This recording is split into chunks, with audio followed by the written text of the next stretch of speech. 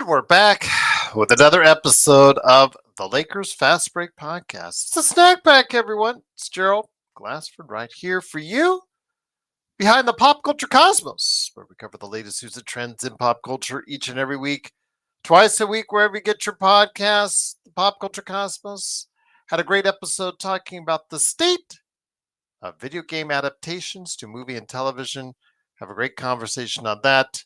On our latest Pop Culture Cosmos, also as well, we go ahead and talk about Halo 2. We reminisce about that great video game from the past.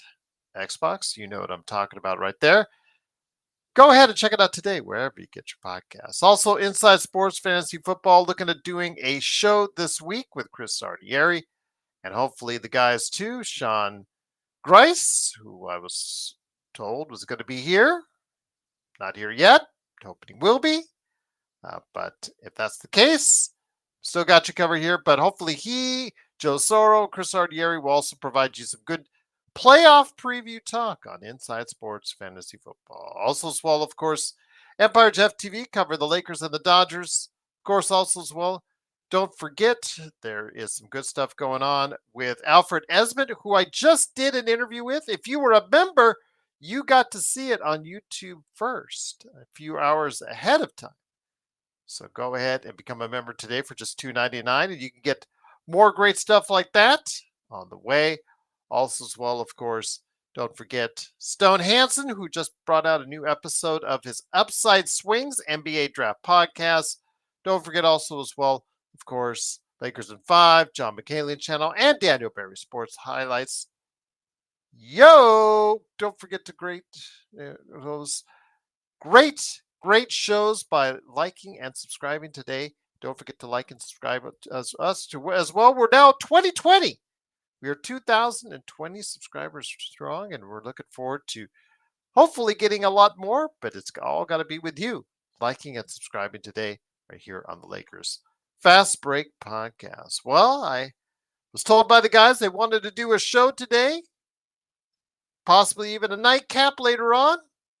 I don't know. But what's going on with those guys? Hopefully they'll stop on by.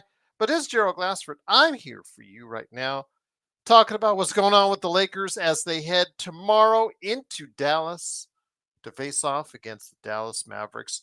No Luka. No Kyrie. So absolutely looking forward to a great conversation there. Magic Man, I was like, man, where are you? I know, my bad. It was the Canadian internet again, Gerald. I think Trudeau's trying to mess with us before no he wonder he's leaves quitting. office. Yeah, no wonder he's quitting. But is, of course, the madman from Toronto. He did get out of Toronto traffic to stop on by, despite Trudeau quitting and leaving the country. Well, I don't know if he's leaving the country, but at least he's leaving office. Oh, he'll be leaving the country, Gerald. Don't fool yourself. After 9 years as a prime minister or head of any country, I'd want to take a long damn vacation. I'm sorry. I'm going to Bahamas, Hawaii, some nice island, tropical deal. I'm just hanging out, saying, I'm done dealing with all that horse manure stuff. So, yes, I'm going to go ahead and be on my way, just chilling like a villain. But it is, of course, the Magic Man, Sean Grice. Sean, great to have you here. Wanted to go ahead and talk with you about what's going on with the Lakers. The Lakers right now with the loss tonight by the Dallas Mavericks, which is always so enjoyable right now to see. The Lakers find themselves in 5th place in the Western Conference. And if things break the right way, the Denver Nuggets lose their next game and the Lakers win on the road without Luka and Kyrie, they can head back into 4th place in the Western Conference. Your thoughts on this, my friend? Because we said for a while now that we're just expecting the sweep. And I didn't want to put any undue expectations on this team. And we thought, okay, where are they going to go ahead and get at in regards to that win in Texas? So we were leaning more towards the Dallas Mavericks. They would have lost Luka by that time. Now we found word that Kyrie has some bulging disc issues, so he'll be out for the next couple of weeks. There is no excuses, Magic Man. They lost against a really good home team in Houston. No shame there because the way they came back, I know that Mhm. Jovan Buha and all the other Lakers specialists are picking it apart like we did as far as facing off against a young athletic team. We let them get us way too far away in the first half. Or we said it all on our post game as well. Mhm. I get that. But I think, again, I'm trying to put sometimes we're accused of being all negative. I'm trying to put a little bit of positive spin. I think the Lakers coming back, they could have just folded up the tent and said, we're going to get one in Dallas. No, they tried to come back. They almost won it. And if they play in Dallas like they did in the second half, they should have themselves a win, split the Texas two step tomorrow. I agree, Joe. I agree. Um, because the emphasis is now don't take what's in front of you for granted. This is still an NBA team. Mhm. Now they have lost their best primary and secondary scorer, and they have lost their best primary and secondary playmaker. So there should be no excuses. No excuses. That being said, Gerald, we don't wanna tempt fate here. Um, they have very good players that could do certain things, but they are going to desperately miss Kyrie and Luca, and I hope it continues tomorrow night because they cannot score without those two guys. It is very difficult for them to manufacture points. And Kid's gonna have to do a lot more than just watch the game tomorrow night. He's actually going to have to try and outcoach JJ Redick if the Mavericks want to come out with a victory at home. And by the way, Gerald, that slide continues, that slippery slide down to mediocrity. That's 9 losses in 10 games for the Mavs now. Which again, we've seen it already this season, Magic, from Phoenix, Golden State, now the Mavericks. I mean, they were all three of these teams were very high in the Western Conference earlier this season. And all three have found themselves, for various reasons or another, performing poorly. In recent note, Phoenix won tonight, although Beal is not talking very much because he had to score and he was benched. He's coming off the bench, so I know he wasn't too thrilled about that. But they did get the win, and that might be the impetus to get them back into the play and chase. But again, I was talking about it with Alfred Esmond on our first preview with the members preview, which is now available now for everyone right there for them on NBA observations. And he was talking about how it just seems like in the Western Conference, once you get past the Oklahoma City Thunder, consistency and beatability seems to be prevalent amongst those teams 2 through 12, Magic Man. Yes, Gerald. There's a lot of flaw rollover from 2 to 12 right now. Yes. Each team has at least one significant flaw, maybe two, if you want to dig into the weeds. But absolutely, and Gerald, not since probably I remember 2000 the 07-08 season when it was I believe the Lakers, the Hornets, the Spurs, the Sun, they were all jumbling from like 1 to 7. I think there was a difference of about 2 or 3 games. I'm getting those same vibes right now. I think this is just going to come down to the very last day of the regular season to determine seedings for the Western Conference. And as we know, that last day can prove mightily important because we do know of teams who have tried to let's just say maneuver their way into certain or finesse their way into certain matchups, and it hasn't unfolded as well as you would think. The prime example I think Gerald brings up is the Oklahoma City Thunder playing the Los Angeles Clippers, and neither team decided they wanted to win that night. It proved to be a little perilous for the Clippers because they got a matchup that they did not like at all, Gerald. Yes. And I'll tell you this, though. They have to get it done tomorrow. There are no excuses. If we come on tomorrow night with a loss, after a loss, I'm just going to say there were no excuses. Even, I'm hoping that doesn't forebode any type of injury to any major piece of the But Lakers. no, you're right, Gerald. They've got to get it done tomorrow. You can't have Quentin Grimes and PJ Washington beating you with Anthony Davis and LeBron James in the starting lineup. Can't happen. I agree. So I ask you, my friend, and once again, this is a snack pack, of course, right here at the Lakers Fast Break. It is the Magic Man Sean Grice, along with me, Gerald Glassford. Thanks again for watching this. I truly appreciate it. Don't forget, I had an hour conversation with Alfred Esmond that just became available for everyone. It was available first for members, but go ahead and check it out here after our conversation. And then maybe, I don't know, Mr. Sorrow has said he was thinking about doing it at 11. And I said, okay, can I schedule it? And then he said, I don't know yet. And I said, why did you even talk to me about it if you don't even know? I don't know this guy. What'd you say, Magic? Yeah, no, I was gonna say, well, yeah, what's the logic there? He tells me he wants to think about doing it at 11. Then I said, okay, do you want me to schedule it? He said, I don't know yet. That's adult move. All right, look who we're talking about here. But of course, the fans love him and the crowd loves him. It is, of course, Joe Sorrow. Maybe he'll have a nightcap for you tonight. Hopefully, he'll be along with as well.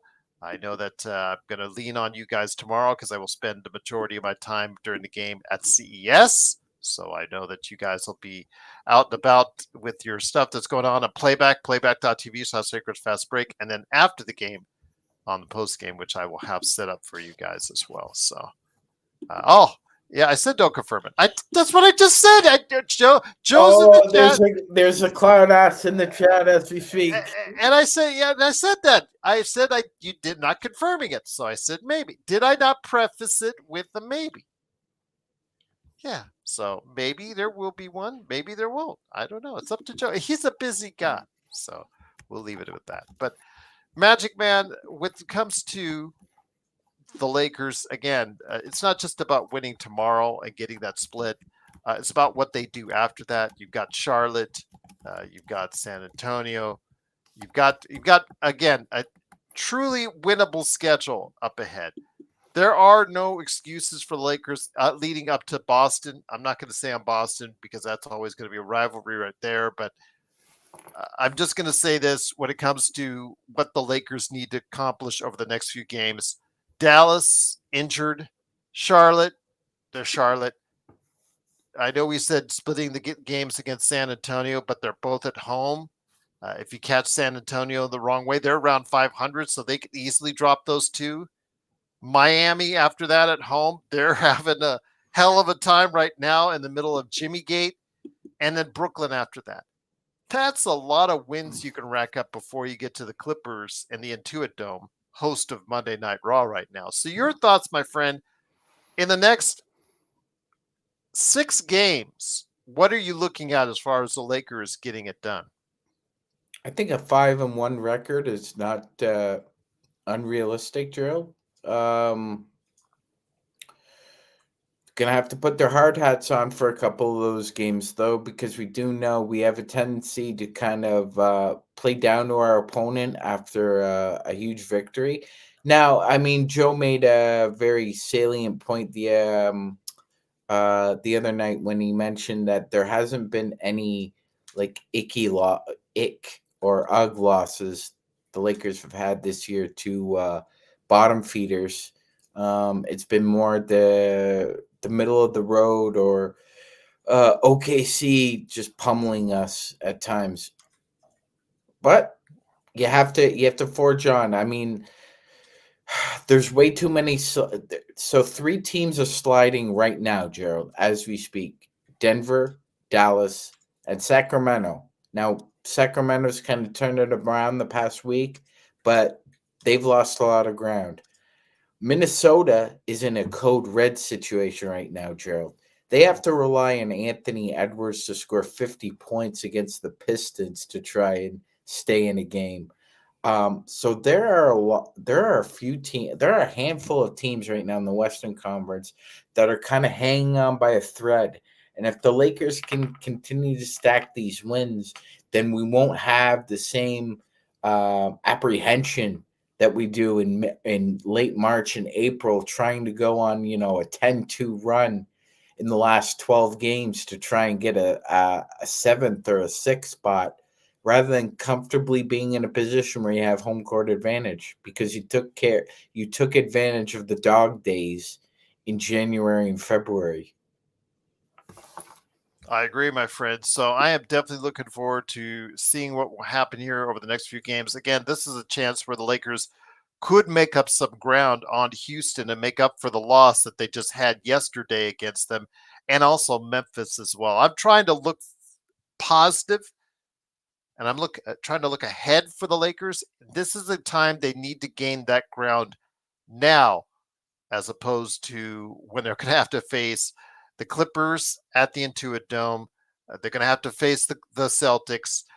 Those are a couple tough games. If they split that, I would be ecstatic over that. But it's these other games that are very winnable at home that could really gain you some ground in the Western Conference. 100%, because the Lakers still have 3 games against Oklahoma City, 2 games against Houston, 2 games against Memphis. They have 2 games against the Knicks and 2 against Boston. So you're coming up to a situation now where the schedule's gotten a little lighter, so you need to take advantage of the opponents that are in front of you. There's an old saying, Gerald. It's not who you're playing; it's when you're playing them. And go ahead. No, I was going to say, Kurt, back on the attack. We love you, Kurt. Uh, Kurt Affair says, you guys going to get Joy Taylor on the show? I wish. I wish we could. I wish we could pull those strings, Kurt. I think she's unavailable at the moment. Oh my gosh. She won't be doing interviews for a while. No, I don't believe so. But I did want to ask you, though. I know one of the mentions in the comment was Hernan. He talked about, is Rui really bad on defense? I guess for some of these fans that are out there, they're just finally realizing what we've been saying all along is this Rui at the 5 deal. It's not great, but it also smacks of what's happening with Jackson Hayes' ineffectiveness, Christian Coloco being relatively ineffective as well. I mean, that's a statement right there, because Rui at the 5 is really not that good. He is an offensively skilled player who doesn't finish well, but really shoots well from behind the arc. Accentuate those I guess, strengths for him. I would probably say a move to the bench is imminent at this rate. I think DFS, he's the latest infatuation that we have. First it was Connect, then it was Christie, and now it's DFS. Maybe it'll be a better fit for the Lakers because he does play defense substantially better than Rui. Your thoughts on Rui Hashimura? I'm not saying he's playing his way out of LA. I don't think that's a strong way. That's too strong a word to say it, but I think, as I've always said, he is best suited as a 6th or 7th man off the bench. I think that's his best role, the best way to go ahead and utilize the strengths. Asking him to defend 3s and 4s is tough because he's just that tweener, just his size, just his makeup. He's just not fast enough for 3s, and he's just not, as we saw in Houston, just not strong enough for 4s or 5s. Although Steven Adams is stronger than virtually anyone out there, so that goes without saying. Yeah, absolutely, Gerald. And I will say this. I'm not sure where I understand where the penchant for playing undersized men at the 5 came from. This is kind of born out of the tentacles of the Warriors advancement with the 3-point shot and ball movement. That being said, Gerald, I can really only think of 2 undersized centers right now in the NBA that do a pretty good job defensively. And the reason they're able to do that is because if you are undersized center, you need one of two things to compensate for that. One, obviously, Gerald mentioned it, 6'9" on 7 foot Steven Adams. That strength and height battle will go to Adams. So Rui can't out physical bigger men. Or you have to be a mobile, able to run with a chicken with your head cut off, north, east, south, and west in the paint like Bam Adebayo. Or Absolutely. yeah, but I mean that guy really doesn't exist anymore, Gerald. Like you said, you're asking your center to do two. Gerald's mentioned this. Coaches tend to ask centers to do probably too much than they actually should within the space and time of the NBA right now. And I'm with you, Gerald. I'm Rui is not an undersized five. He doesn't have the mobility down there to go to switch back and forth, perpendicular and parallel movements. And I wish JJ would stop with the fascination because it's not going to take. I mean, if the tape on the Pistons game when he did put him at the five didn't prove to him that he shouldn't do it. I don't know what else will, Gerald. We lost a lot of minutes in that game because Rui was at the five giving up easy layups. Absolutely, and that's the problem. He's also talked. We also talked about it on various occasions. His inability to finish at the rim as well. As he seems to get those lapses of concentration where he just can't seemingly finish with consistency there. So I know that Hernan and some others already have him traded. Again, I don't know if that's enough to get a bigger piece. To get a couple rotation guys like Sexton and Kessler, that's great. It'll help improve the team a little bit, fix some holes, fix some depth. But I don't know. It's not the game changer that I am looking for. But still, in a Western Conference that may need only or necessitate only a couple of small changes and tweaks, that could be enough to get the Lakers into second place in the Western Conference. Because right now, as I've said, 2-12 is up for grabs. It's up for grabs, Gerald. There's only Houston's in second place right now. There's only 11. There's only 3 losses separating second from fourth right now. So, or excuse me, 4. That being said, yeah, that there's going to be a lot of jumbling and back and forth right here. Like I said, I my personal sense is that of the 4 teams that are sliding right now, the Wolves, the Kings, the Mavs, and the Suns, one of them will probably right that ship at some point, and they'll be in the mix. But it's the other teams that are uh, going to be in for it because, like you said, Gerald, on any given day, the Spurs can win a game. On any given day, they can lose. They're just such an up Just and talked to the down Nuggets team. last week on that one. So if you're playing the Spurs on the wrong day and you desperately need a victory, I mean, they're they're huddled, they're middling right there. The Spurs, Victor wants at least a taste of the playoffs. Yeah. So something tells me that if they don't make a big move, so the Spurs are going to try and enhance the roster enough where they feel comfortable trying to go for a playoffs. But because I mean, Gerald, at this point in time, I think people should realize that the Spurs are really playing with house money at this point. They are, and that's the interesting thing. I mean, like we talked about, just mentioned just before you spoke, the Denver Nuggets. They had a home and home on successive days, and very competitive in both. They took one, and the Nuggets took one, and again, they see themselves. I think that gives a young team like that, for the most part, outside of the couple very old pieces they have, a lot of confidence, Magic Man, a lot of confidence that they do deserve to be there. I mean, all it takes is those kind of wins against an experienced team, a championship team like Denver. They took one of two. They feel, you know what? Maybe we don't have to wait. Maybe we should continue to plan on the future. Maybe we should start thinking about winning right now.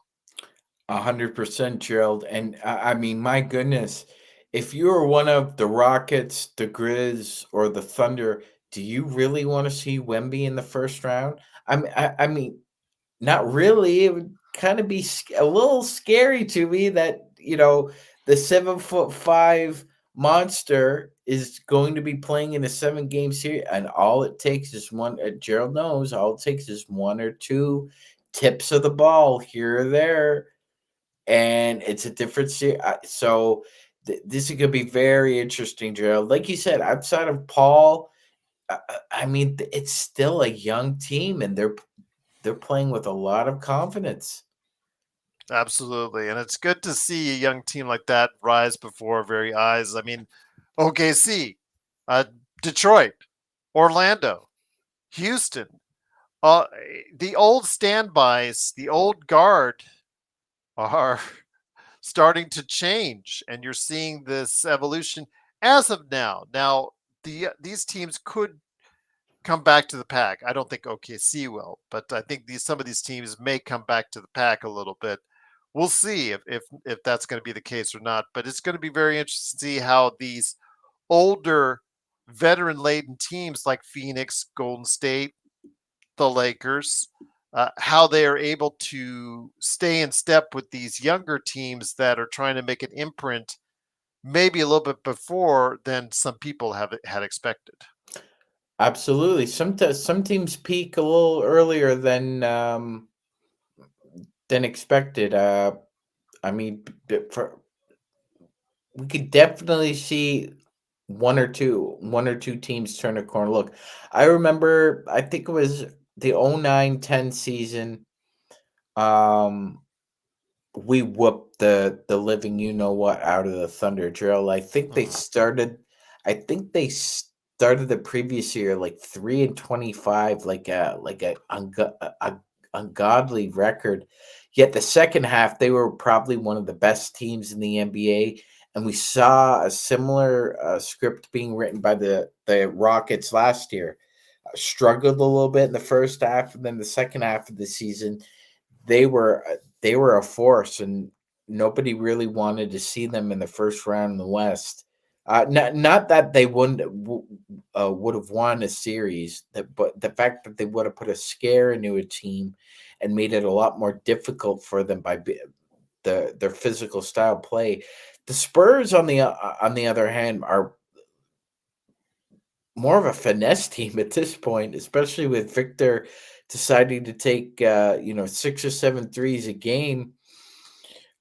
But it's a different game because he's still 7'5", and you still have Chris Paul, and it's a dangerous mix if you have a young team with a veteran like that and an experienced coaching staff that can develop these guys to make them believe that they can win sooner than they think. One of the things I want to ask you once again, it is a Lakers snack pack. It is the Magic Man, Sean Grice, along with me, Joe Glassford. Thanks again for watching this. We truly appreciate it. Some of the trade targets out there, they're always in flux, always changing. And one that I was vehemently against, I even had an argument with somebody on camera about this in regards to it, was Zach LaVine, because those knees absolutely scare me. But the kid is balling out, as Quabina said. He has been huge. I know Bobby Marks put on there his last 5 games, unreal numbers. He's shooting at 51% clip from three, et cetera, et cetera. Hasn't led to the Bulls being successful, mind you, but his athleticism seems to be there. You know what? The problem is, though, this is where I had the issues. When I said that the DFS trade, second thought and a second think, maybe looking deeper, maybe it's something where, okay, you're talking about a piece that you can help build your roster and to build your depth, but what it might make it harder to do is to go after player such as Zach LaVine, because Zach LaVine at $43 million a year, you it's just hard for the Lakers to get to those numbers with anything that a Chicago GM would say, yes, I'm interested. Oh, sure, I'll throw out, of course, Vincent and Vanderbilt at you.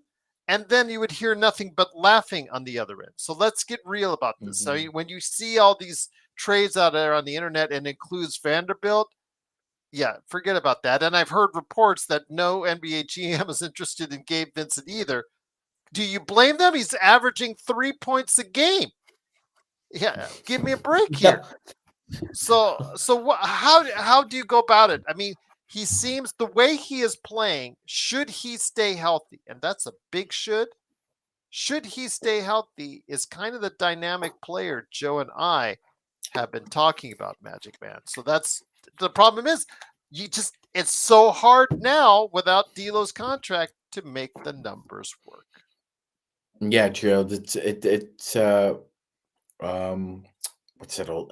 I'll remember it in a sec. But yeah, I mean, it's hard to manufacture the kind of trade now that would entice another executive to make a deal with the Lakers. Because yeah, I would be like, okay, Rui's a fine player, sure.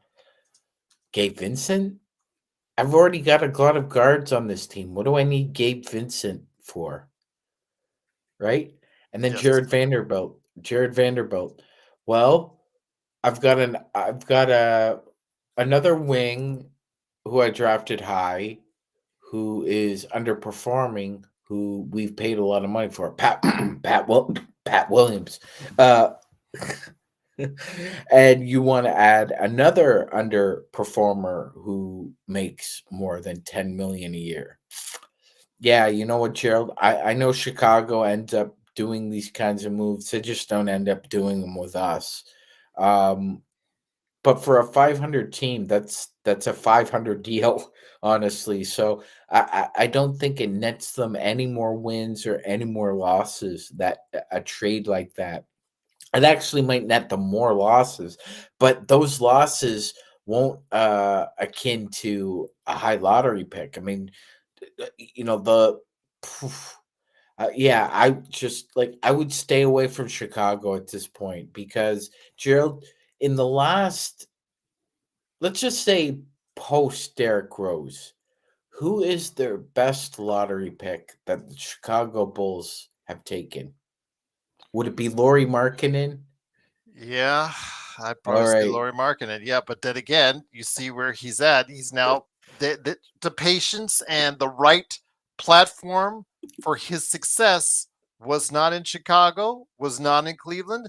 Sometimes it takes a different locale, and he's found it in Utah. As soon as you get some players around him, he'll probably go ahead and have two or three more outstanding seasons. Right now, it's just again they're tanking, so you got to ride with that. But yeah, at this point, I don't know. Again, it's very iffy. He looks sensational now. And if you're going all in, as the Lakers already indicated with the trade for DFS, they are looking more to competing in Western Conference because they see things like we do that with a couple things going right here or there, you could find yourself second place in the Western Conference rather easily, Magic Man. Rather easily, Gerald. I mean, if the next 2 weeks, if the Lakers went 8-3 again, they I think they would be sitting comfortably in second or third right now. And that's assuming we think that OKC still continues this torrid pace, which I don't think they will. There's bound to be a cool off period here with the Thunder and Cavs, so it's imperative that if you're between 2 to 12, you don't lose any more ground. Maybe you're not gaining as much ground as you want, but you can't lose any ground at this point. Adam says a bad trade could make us worse. I mean, we've been playing better without Gabe in the rotation. That is true. I can't say I Well, disagree with you on that. He said we were well, right there at the end with the and Rockets. and, Yeah, Gerald. Any trade can make you worse potentially. I mean, Gerald. Let's look at this situation. A lot of people are Mhm, looking at the Kings situation with the misplaced trades they made over the offseason. mhm. Why don't we examine another situation? When the Minnesota Timberwolves traded Cat for Julius Randle and DiVincenzo. I love the trade for Minnesota, and I was wrong on that one. So Well, Gerald, I think we all kind of loved it from Minnesota because you assumed that that would mean Nas Reed would get more touches and more yeah, shots. that he would But be starting, and then DiVincenzo would be going off like he did as a New York Knick, which has yet to really happen. And that to me was the most surprising thing because he was playing with such confidence. But was part of because that the fact he was right, playing in at Villanova East? yeah, was it? Was that the Maybe. case? Because now you've ruined two guys' games. You've ruined Julius Randle, who can't find a foothold, and Nas Reed has regressed badly, Gerald. Mhm. And that situation is a code red. They are in a code red situation.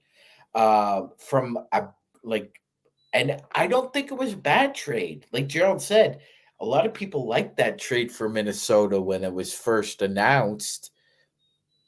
But the thing is, though, with DFS, he has to produce. He is. A lot of people are putting their faith into him.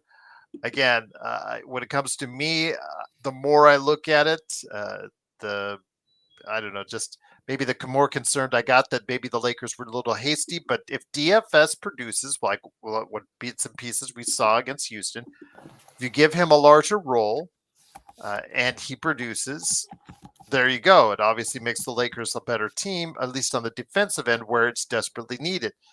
But again, will he get you more than 10 points a game?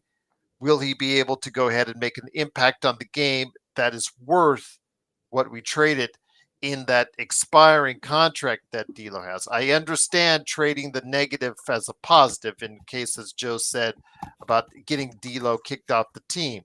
I understand that, but when it comes down to it, if we see that we needed more 2 months from now, if we still are in a position where we're, fourth, fifth, sixth, seventh, and we could have had a position where maybe we were more solidifying in second or third, maybe going after someone that can make a bigger contribution would have been the wiser idea.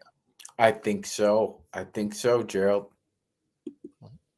Again, I know a lot of people have already got the Kessler, Sexton trade already down. And again, those are two solid players. Again, they performed very well over the weekend in games. I threw in Sensabaugh, as emailed you the other day on. If you throw in Sensabaugh, who's been lighting it up off the bench, was it 27 and a 35-point game back to back, something like that? You know what? Then it piques my interest. I don't know if it still gets you where you want it to go, but again, a couple tweaks, things to work out the right way. Maybe an injury to Shea. You never know. The Lakers find themselves that second place, a distant second place, but still in second place. All it takes is that one major injury here or there, that one lucky break here or there, to get you where you want to go. That's it, Gerald. And that's usually how it works. It's I one. disagree with you on that, Darren. I think you need more than 10 points a game from DFS. You I need do more think, than 10 points a game from yeah, DFS. You do yeah. need more than 10 points a game from DFS. If he becomes a starter, you need more than 10 points a game from DFS. You guys will be asking more than 10 points a game from DFS. As a guy off the bench, if he stays on the bench, okay, that's fine. All right, 9, 10 points a game. If he's shooting 40% from three, I would gladly take that because we desperately need some type of bench output that's consistent because we haven't been getting it. But if he becomes a starter, like many people are already starting to call for after Houston's performance, Magic Man, you can't have a weak link in that starting lineup. No, you can't have a weak link in the starting lineup, Gerald. And I will say this. I think DFS needs to be in the starting lineup for one reason and one reason alone. The insertion of Max Christie into their starting lineup has revealed a pattern. Do you know what the pattern is, Gerald? No, go ahead. The Lakers are not getting their ass whooped in the first quarter. In Yeah. those 10 games that Christie has started, the Lakers have either won the first quarter 6 times, lost it 3 times, and were tied once. That was the Warriors.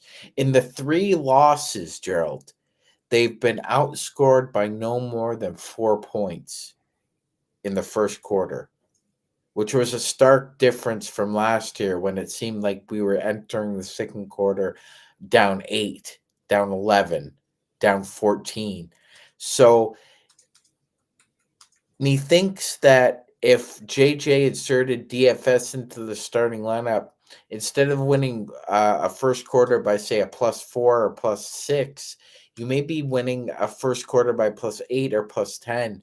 I actually think that DFS in the starting lineup can contribute positively to the Lakers' point differential and help put it into the green rather than being still in the red. We're in the red, ladies and gentlemen. We're one of the best Western Conference in the teams, and our point differentials in the red. 1.6 in the negative still. Yes, overall, which is still, uh, whether you call it a fluke or whether you call it just the fact that they lose worse than they win, the close wins, larger losses, what have you, it's still, I don't know, not a great sign when you're not, you're a winning team and you're not having that scoring differential on the positive side. But again, all it takes is a couple big wins for the Lakers. Could start tomorrow, and it could lead into Charlotte. No excuses, Magic Man. They could get back into the positive by the time the weekend's done, and by the time that we meet up against San Antonio. Could be, Jill. I hope so. You really want to see some consistency here. The last 10 games have been a good sign. You've gone 7-3. Let's go 8-2 in the next 10. Then Yeah. keep going, because this train is not going to stop. I'm sorry to say this, but I haven't seen the records as of yet, Gerald. But my guess is that the Western Conference has been eating the Eastern Conference's lunch this year, uh, just based off a gut feeling. Because you normally once I haven't seen a heavy hitter from the East yet really take on some, excluding the defending champs, take on somebody and really punch him square in the jaw. We saw the Knicks have trouble with the Thunder, Gerald. They gave up a big lead, surrendered it, and the Thunder came back. Um, we haven't we haven't really seen the Cavs tested yet, Gerald. They with their schedule, so They'll there's get go. one on Wednesday. Yeah, they will. We're gonna get that one underway. Uh, That's funny because we're all still. You guys are like me, man. How long have I been saying Magic Man? I hated that Zubats trade. oh yeah, Yeah, oh my yeah. God! So I've Come been on, saying it on the show guys. forever. Yeah, it'll go down as bad Lakers trade. That is probably in my books in the top 5 of worst Lakers trades ever. I know the Westbrook trade is a clear cut number 1, but yeah, this Zubats trade is definitely something that I think Well, people got. you know what, Gerald? Just an average 16 and Yeah, 17 and 16 today against Minnesota. Nothing to, just a yeah. regular day at the office. Well, you know something. When he finally breaks through and makes an All-Star team this year, I think that's when we can kind of put the trade to rest and say, yeah, it's one of the worst top 5 Laker trades of all time. You traded away an All-Star for Michael Muscala. Moose. You traded the zoo for the moose, and it didn't Shut work up, yet. Joe. Shut up. No, we'll keep on giving you the Zubats BS as long as you can take it. So deal with it, Joe. All right. Yes, Ali Joe, says. I love that. Ali's putting their 61.6 percent field goal percentage. Just saying, he knows what mhm. he is. He knows what he can do. we saw glimpses of it as a Laker, and it's just about developing that promise. And they didn't want to have the patience to do it, and instead they Nope. want to, yeah. One instant returns from Michael Muscala. Yep. And just imagine he could have been the body on Steven Adams against Houston had we, again, just been a little bit more patient. Mike Muscala, long list of elephant graveyard shooters. Yes. Yeah, who's retired now. So, again, that tells you all you need to know. But once again, it is the Lakers Fast Break. It is the Magic Man, Sean Grice, along with me, Gerald Glassford. Thanks again for watching us. We truly appreciate that. And I'm happy for Zubats. Yeah, I know he's on the Clippers, but I am happy for him. Always seemed like a good kid. He wanted to play coming out of the NBA draft. Remember, teams didn't want to play him because they wanted to draft and stash him, and he wanted to play right now. So that's why he didn't go until the second round to the Lakers. And yeah, I guess the rest is history on that one. But before we head on out, my friend, I wanted to go ahead and ask you about some of your observations out there in the league. I know that a lot of people are really riding high on Cleveland. Again, we talk about the Wednesday game against Oklahoma City. That will be very interesting as a matchup coming there. I think that Oklahoma City has already run away with the Western Conference. I mentioned that earlier today in my conversation with Alfred Esmond. And right now for the Lakers, it should be about what they can do to position themselves possibly as high as second place, because I do feel that they have a definite shot. And as far as with Luka out, Kyrie out, they're going to be hopefully falling in the next 2 weeks to give them a deficit. Memphis and Houston, again, teams with flaws on their roster that I would love to go ahead and see the Lakers pass on by. But your thoughts, again, the time is now for the Lakers. But yeah, let me hear your thoughts on anything else you're seeing in the Western Conference. Yes, Gerald. I would say that I agree with Gerald when he says that the Clippers may be a sleeping giant.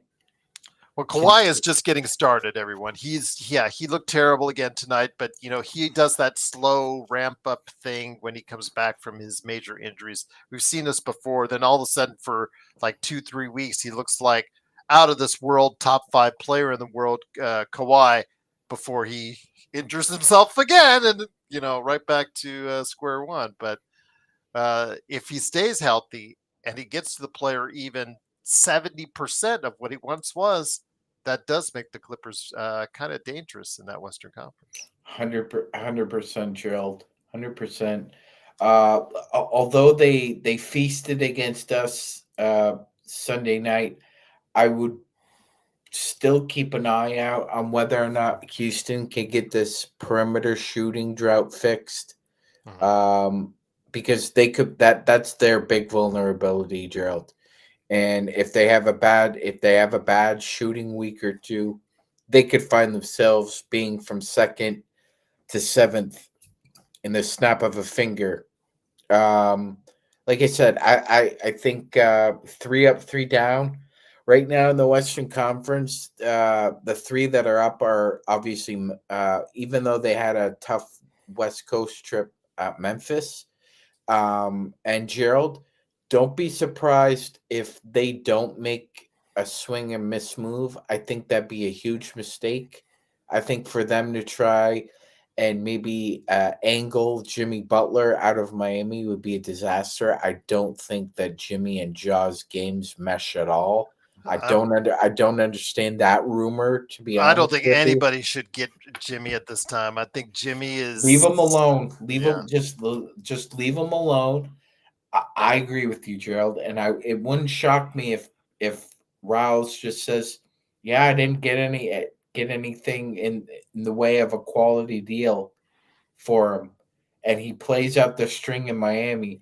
Because honestly, Gerald, the Miami Heat are in a very precarious situation. They owe a pick to the OKC Thunder, and if they don't play well enough, they could surrender it. That being said, they're in a position now where they can't really trade Jimmy Butler. Yeah. You're in a playoff position. Like I'm not gonna trade you if I'm in a playoff position. It doesn't make any reasonable sense. I'm not gonna get equal return for you. Plus, wherever you go, it's not determinant that you're going to experience joy all of a sudden again. And I got to be honest, Gerald. If it's important for you to be joyful at your job, the NBA is one of the last professions I would pick, because ordinarily I don't see anybody happy, Gerald, except the players who are making 50, 60 million.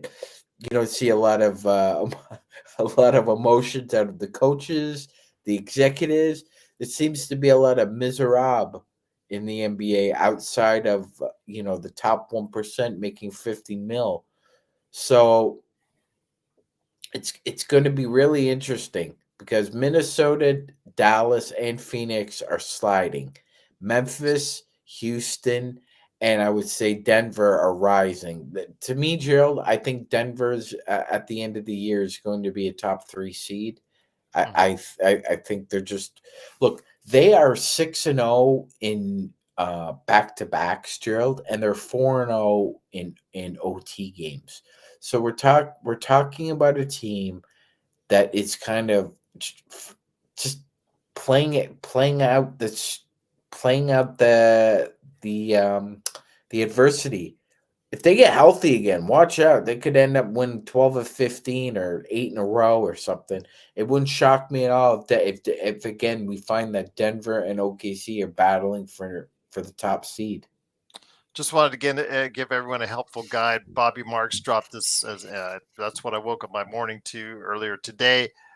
Seeing this right here, and you notice if you've been looking at it in the past couple of minutes while Magic Man has been providing his analysis, OKC, if it was to be today, and that were the lottery results right there, OKC has 3 picks. I see Utah with 3 picks. Mm-hmm. I thought another team had 3 picks. Brooklyn has 3. I see there. No, Brooklyn has 4. Mm-hmm. Brooklyn would have 4 because remember they've got 31 picks to the end of this. I think the end of the decade or next Yep. 7. No, next 7 years they have 31 picks. 15 first rounders and 16 second rounders after the Treason trade with the Lakers. So, yeah, they have 4 picks in the next draft. So, yeah, great to be them.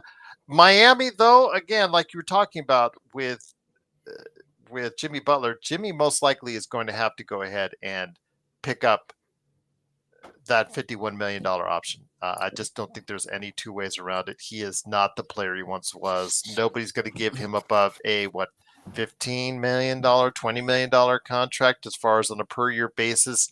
And that wouldn't total out to $51 million. So he would lose tens of $1 millions there, most likely. I just think he should do a $51 million pickup. And then if you're Riles, I would just eat it. I would just say 51 million's coming off my books here in 2 seasons. I'm just going to go from there. But he's probably going to be too itchy with his trigger finger and say, you know what? I got to trade Butler at some point in time because he's just that bad of an attitude. Yeah, absolutely. And honestly, Gerald, I would save a lot of the Fox talk for the off season as well, because I don't see any scenario this year where he gets dealt. I think Not even Darren. Houston. I don't think so. Not during the year. In the off season, I think so. That because I mean at this point, if you're Sacramento, I think they're just going to decide we're just going to roll with this to see what happens. Orlando has multiple picks as of now. San Antonio has multiple picks as of now. Man, some of these teams are going to be looking good in a very good draft from what most draft analysts are saying, Magic Man.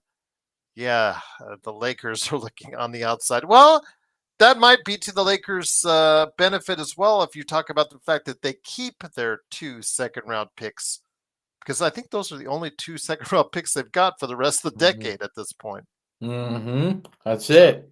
yeah. That's yeah. So I mean, well, out of curiosity, Gerald, what would you do if you were the Orlando Magic right now?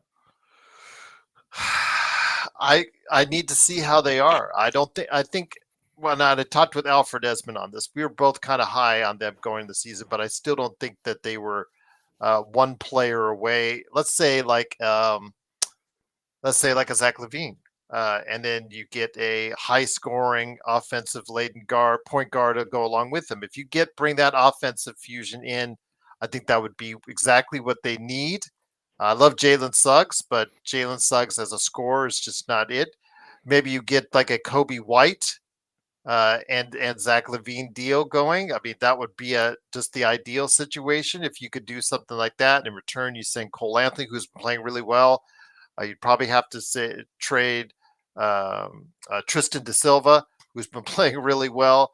I talked about him with Alfred, but if you can make a trade like that, if you're in win now mode, I see that as pretty much the only way that they can compete with a Boston or Cleveland. But they do have the size when they're healthy and the defensive ability to defend almost as well as anybody in the NBA.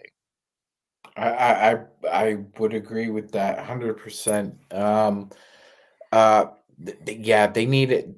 They need somebody around Franz because until Franz has Well, like Banquero's coming back any day now, according to yes, what Alfred had said. So that's good. That's good because they're going to need his mid range punch there because their offense is pu with yes, it, without Franz and Banquero in the lineup. So yes, but at least they'll get one of those guys back, and they should get Franz back in a similar time frame. What probably say this time next month.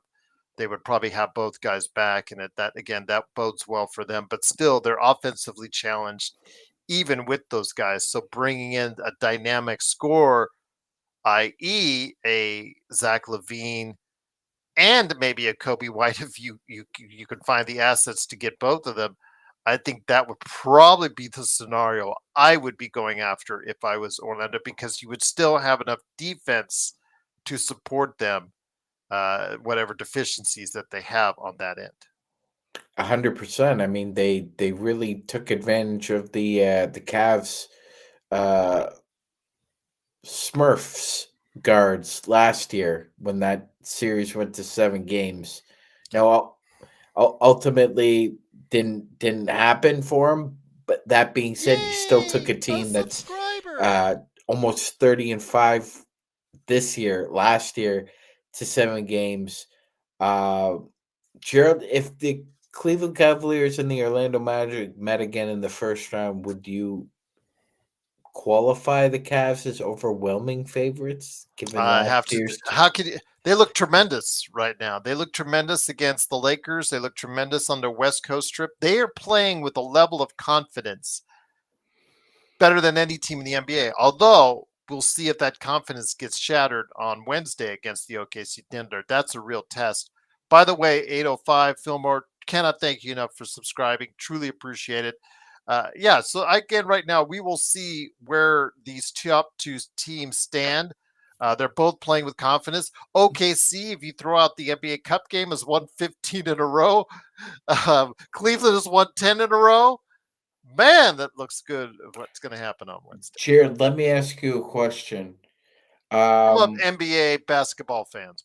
with all things being equal, who would you have on the court besides Shea at the end of a game against a team like the Cleveland Cavaliers? Would you have Kassan Wallace or would you put Alex Caruso out there?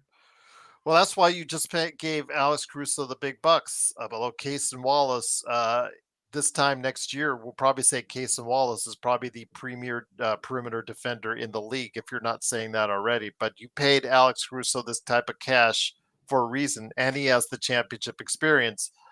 You do have to put both big guys once both big guys are healthy out there to match up with the size of Cleveland. But you have Shea, you have Dort, and I'd say you have Caruso. Although, again, if it's not working out with Caruso and he's just not shooting, and he provides you no offense, which as you and I both know, he has a tendency to do. He is so good on one end of the ball. When he's shooting 35, 40% from three, that's great, but he doesn't often take shots. There are times where he just goes completely shotless in a game or a period of game.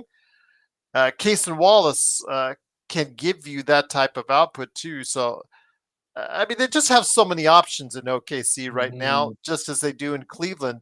Cleveland has a little bit more veteran, more, I guess, they built their team, they built their roster through very shrewd management and picking up guys like Jerome, Struz, some of the other guys that they picked them up for By cheap the way, off the Ty scrap heap. Ty Jerome was a former Thunder. Couldn't keep him either. Yeah. So So it's like it's an embarrassment of riches right now. yeah. Let's say So Presti. exactly. So, but with OKC, they have wave after wave of really promising talent. So we'll see how it goes for both those teams.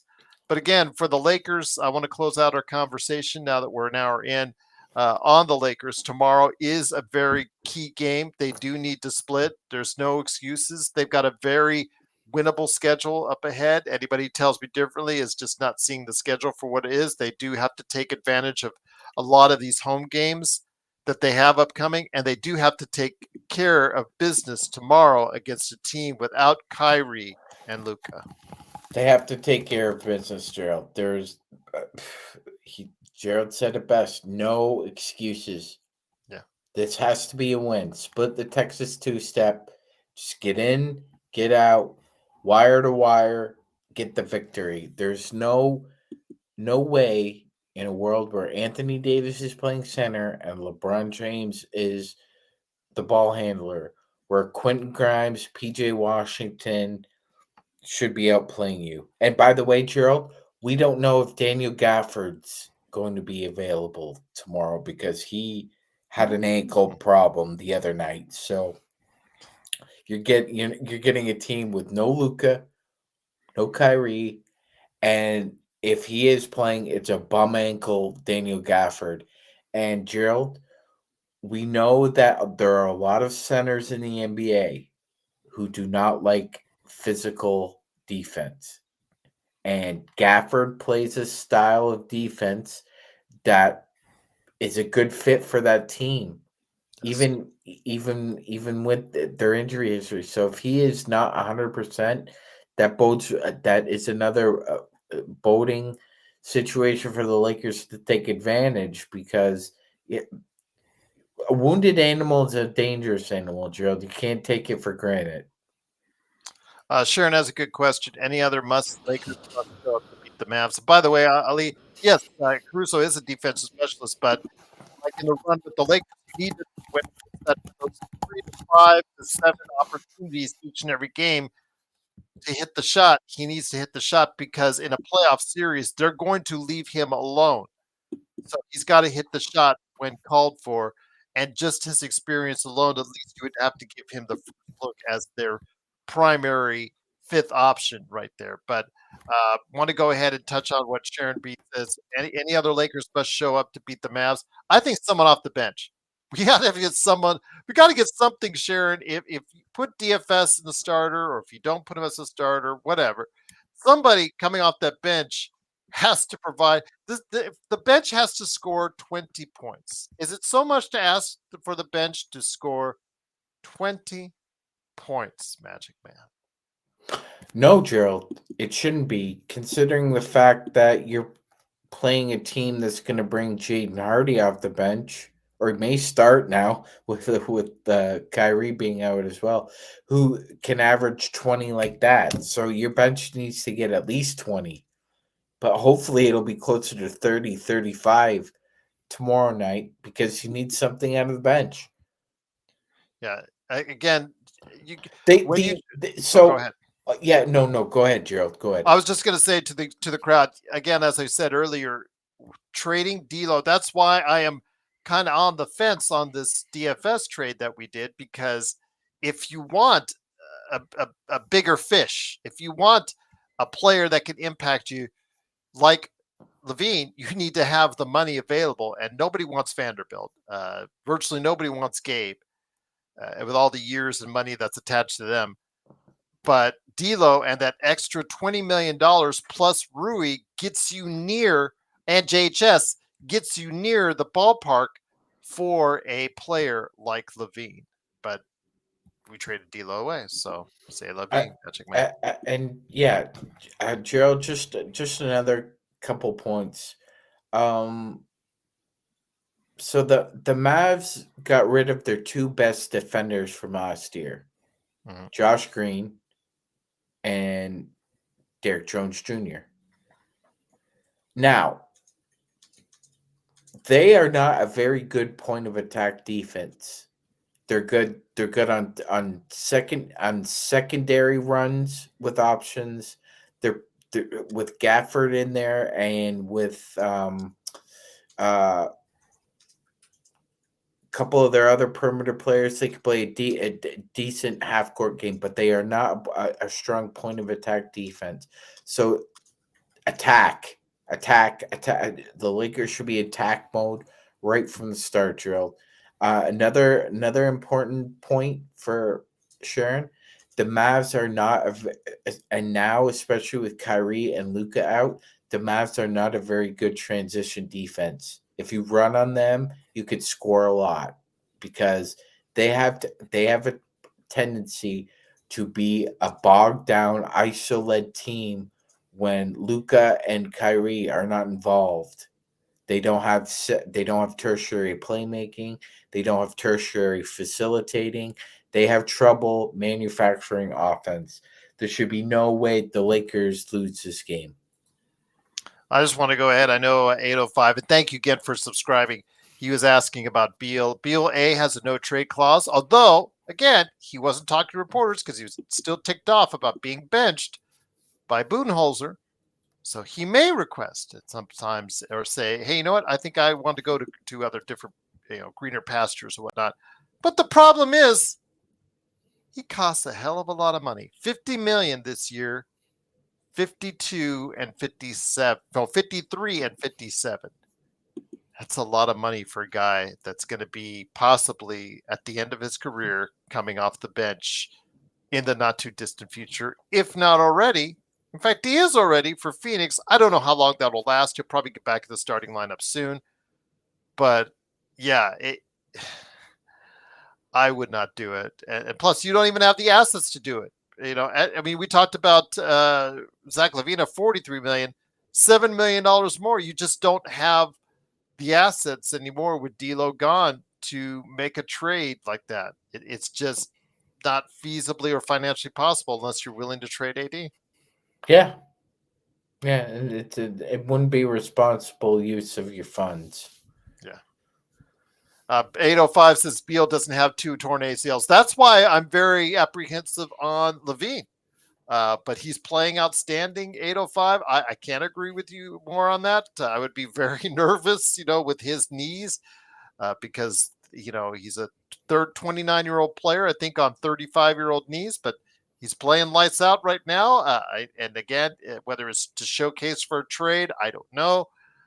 But yeah, we just can't afford either of these players anymore now that you got rid of D'Lo. And again, if DFS plays the way we hope he will, then it'll work out as far as the trade is concerned. But if it doesn't, or if he just plays like at a okay rate or whatnot, your ability to go ahead and upgrade to a much better player has diminished quite a bit. It has, Gerald. And I will let me just add, often they say, Gerald, beauty is in the eye of the beholder. And when we talk about a player like Zach LaVine, I would just point this out to just our audience and other members of the NBA community. The intrigue with Zach LaVine, I think, falls into the what if. And the what ifs haven't happened for Zach. Mm-hmm. He's got a lot of great offensive tools, Gerald. No question about it. But I think there's been a huge fascination with his game from a public perspective rather than an executive and scouting perspective. if he was really in demand and teams really thought he could help elevate them to contention or championship status, they would have traded for him, ladies and gentlemen. But he's been in Chicago for years, middling in Chicago for years. Zach hasn't elevated the Bulls into a top 6, top 3, top seed team in the East. He's a very good player. He's a complementary player as well, Gerald. I would say, I don't think anybody ever saw him as a one coming out. I think a lot of people thought he could be a very good number 2. Um, somebody's Robin. That also hasn't transpired. So I think people really need to cool off on Zach. I think it's more reputational and more hype than it is actual meat and potatoes with Zach LaVine. Yeah, just putting that in there for you, Darren. Remember when the buyout. Okay, let's say the trade deadline goes through, and there's the standard buyout of a few players out there. Remember, the Lakers can only go after players who have, I think it's under 15 million off the top of my head that they earned. Let's say, like for instance, D'Lo's 18.7.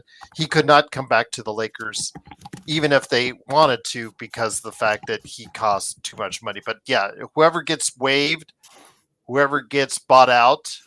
Let's say Ben Simmons, for instance. Ben Simmons would be a no-show for any one of its first tier or second tax tier teams because he just has earned too much money in his final season. So before everybody gets excited about this buyout player and this and that buyout player, understand the new CBA rules. Restrict first and second tax apron teams on who they get. Second tax apron teams, I don't even think can get buyout guys. No. So yeah, and then again, the first tax apron teams are limited. So yeah, it's just those rare amount of teams that are under the first tax apron who would be eligible to go ahead and do that, unless it's a player that's like earned 12, 13, 14 million, 10 million, something like that. Then that's a player that the Lakers could target if they're waived or bought out of their contract after the trade deadline. So, Magic Man, great conversation, my friend. Absolutely cannot thank you enough for stopping by. Guys, again, if Joe does want to go ahead or is able to, I know he wants to, but if he's able to, I'll go ahead and I'll schedule the nightcap for you, for him. You'll see that pop up on the YouTube page, but I have not got the go-ahead from Sir Sorrow as of yet. But Magic Man, he fell asleep on the can, Gerald. Well,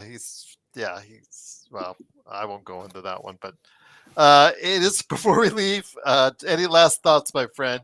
Tomorrow, it'll be a great time to check out Magic Man because he's going to be a big part of our coverage tomorrow at Dallas. I will be in and out of the chat, so if you guys are looking for VIPs, I will do my best I can. I will be at CES, so my internet will be spotty because like 500,000 executives with phones or guys with suits and phones are going to be sucking up all my bandwidth, but I will do my best. But I will try to be back for the post game. But any last thoughts, my friend, before we head on out? No. Go Lakers. Go Lakers, indeed. Ale says, in Genie Bruss, I trust. Say that to Joe one of these days, Ali, and see. Again, Joe will probably bark at you. Don't take it personally at all. But yes, say that to Joe and see what he says. So yeah, there you go. So Xbox, always great to see you, my friend. Hope as well for you out there in Australia. And again, wherever you're at. Bloodhound said, yes, thank you. I always go. I've been going since 1996. Maybe one of the longest tenured people going there. So I always take advantage of when I am able to go to check out the latest stuff. I'm going to take pictures and video and maybe, I don't know, just pictures. I think I'll do a lot of pictures. And then I'm going to talk about it on the Cosmos, hopefully with Melinda or maybe Sean or maybe somebody. I'll find somebody to talk about CS later this week. So it's always good to see that extra technology and all those TVs. More TVs per square foot than you will ever see in your life right there at CES. One booth, 20 TVs. Next booth, 30 TVs. Next booth, 20 TVs, 30 TVs, 20. They'll all have displays up. They'll all have, the latest and greatest. Some things are, it's interesting when I get a chance to see the stuff that's prototypes that never, ever sees the light of day as a retail product. Those are always interesting to see. But yes, I'll get a chance, hopefully, to. I always love the cool ones that can come up from the floor. Yes, absolutely.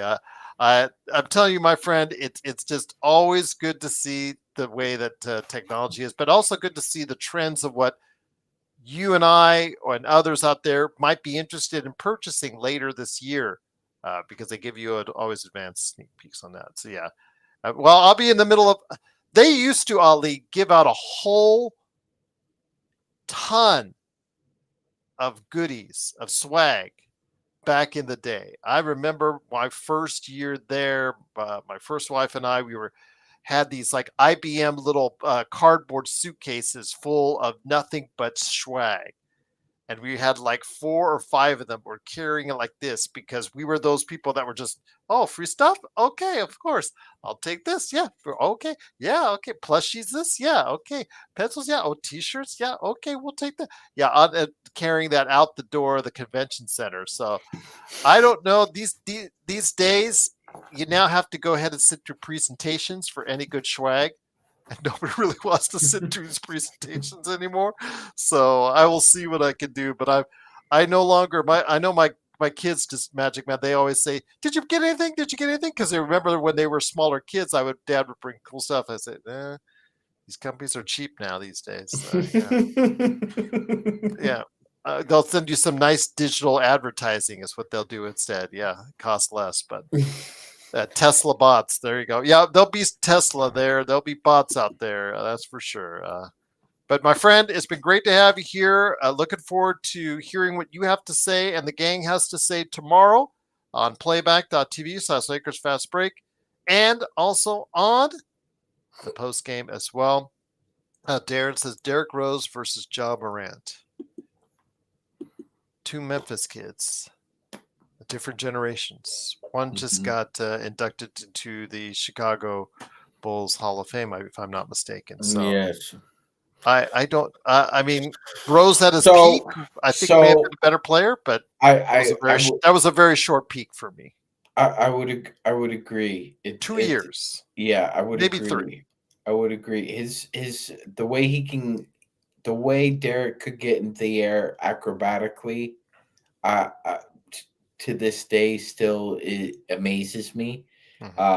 Ja's quickness is equally as impressive, although doesn't have the wow factor. I would say I'd agree with Gerald. Just Rose by hair. I'd say because again, MVP or a thorn. Back-to-back MVP. Whether or not you think he deserves it, I mean, again, that's for you guys to go ahead and go over. But he does have them. But yeah, before those knees went, he was something special to see. Is Joe coming on at 11 p.m. Tufso? I don't know. Joe has not told me yes or no. I know he's very, very busy doing some Sinblade stuff. In all seriousness, I know I was kidding him earlier, Tough, when I started the show. But if he's able to get away, I will set it up for him, and he'll be here for the nightcap. But as of now, I'm going to say no. So maybe that'll be reverse psychology, and that'll be yes for you guys out there. So we'll see. Again, if he's going to be on, I'll set up for him at 11. If not, I'm sure you'll get plenty of Joe, plenty of Sean, hopefully Laker Nick, even some Danny, Xbox, John Costa. Even if I'm not there, or I'm in the chat, you guys will still have plenty of guys out there to go ahead and keep you company on I guess a cold January night as the Lakers play Dallas. They better win. Absolutely. They better win, Magic Man. They better win, Joe. Or it's going to be a long, long night on the Lakers Fast Break Watch channel.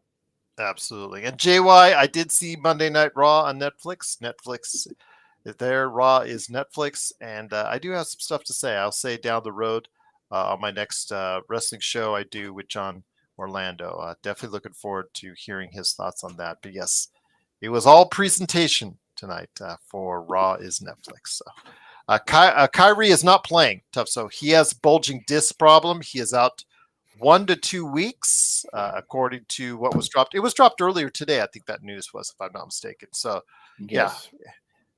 yeah, you all should stay on with Joe too. Ollie, I got some things I got to prep up for CES, and I'd also like to eat dinner. So I can't, again, Well, if Joe, if the fat ass wants to come on right now, I'll be happy. I'll be happy to be with him, but he's jerking us around. yes, I'll tell you what though, and that Sean, it's obviously he is on Eastern Standard Time, so man, credit to him for even staying up this late with me. And if he goes on with Joe, he'll yell at Sean anyways to get on the show. So yeah, needless to say that will be notwithstanding. So yeah, joy by the pipes are calling. Again, it's up to him. I know he's doing a lot of good work, so we'll see what happens. But yeah, if he's here tonight, we'll have it ready for you. But if not, we'll still get hours of coverage tomorrow of him, hours of coverage of Sean, hours of coverage of everybody here at the Lakers Fast Break, because we give you the best coverage that's out there from all of us right here at the Lakers Fast Break Podcast.